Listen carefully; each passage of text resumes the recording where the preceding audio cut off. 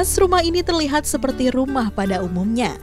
Namun, jika kita melihat ke dalam, terdapat nuansa kental dan terdapat banyak simbol dari kedua klub sepak bola Indonesia.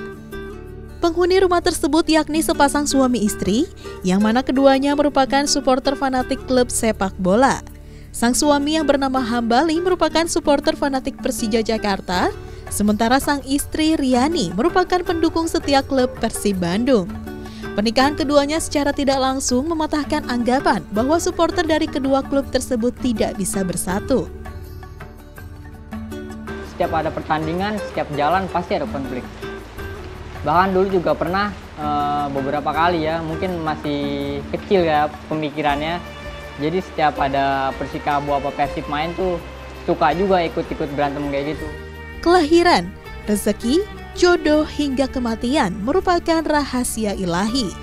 Dua sejoli yang awalnya terbawa arus fanatisme memutuskan untuk menikah pada tanggal 21 April 2016. Kisah cinta mereka menjadi salah satu bukti bahwa perdamaian dan silaturahim mampu memanjangkan umur dan memperluas rezeki, salah satunya dalam bentuk jodoh. Rasulullah Shallallahu Alaihi Wasallam bersabda, "Barang siapa yang suka diluaskan rezekinya dan ditangguhkan ajalnya, hendaklah ia bertakwa kepada Allah dan menyambung silaturahim." Kita punya perjanjian 90 menit permainan, silakanlah mau ngomong apa, ngedumel kayak gimana, nyalain gimana setelah. Yang penting begitu pertandingan selesai, ya udah kita balik lagi jadi keluarga di sini.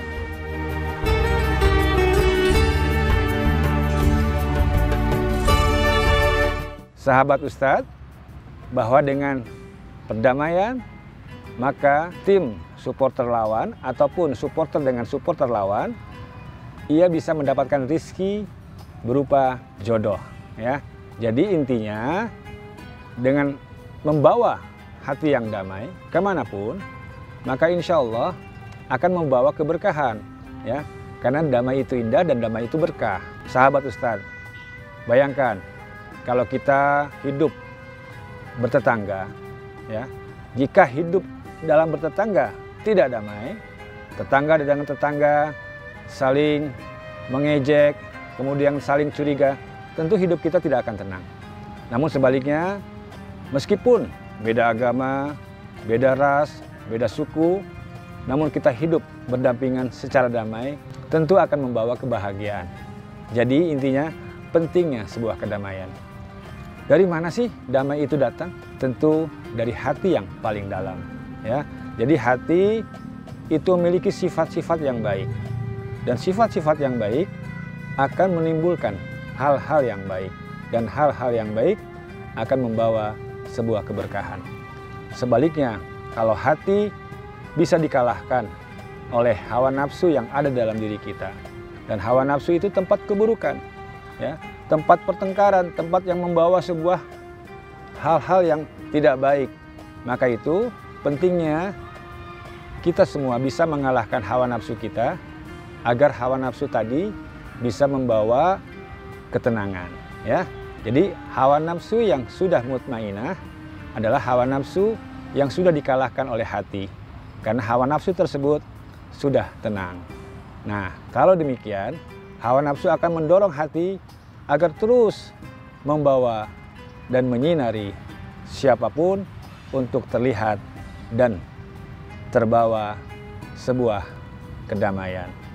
Jadi sahabat Ustadz, sebagaimana saya katakan bahwa perdamaian itu penting sekali karena perdamaian itu juga bisa membawa sebuah keberkahan dan membuka pintu-pintu rizki dari langit. Bayangkan saja ya, ketika kita berdamai dengan sahabat, berdamai dengan para pengusaha misalkan ya, sama-sama saling mengusahakan, juga termasuk dari sebuah kelompok olahraga ya. Jika mulai dari pemimpinnya, timnya, kemudian para pesepak bolanya dan juga supporternya semuanya membawa kedamaian, maka niscaya Allah akan buka pintu-pintu rizki untuk mereka semua. Sahabat, kata Ustadz, pentingnya sebuah perdamaian, maka kita harus bisa menjaganya. Dan hindarilah daripada keributan, karena keributan tidak membawa kemanfaatan, bahkan banyak membawa kemudorotan. Jika ada sahabat atau sebuah supporter yang bertengkar, maka usahakan kita bisa membawa untuk melerainya, agar tidak terjadi pertengkaran ataupun keributan yang membawa kerugian.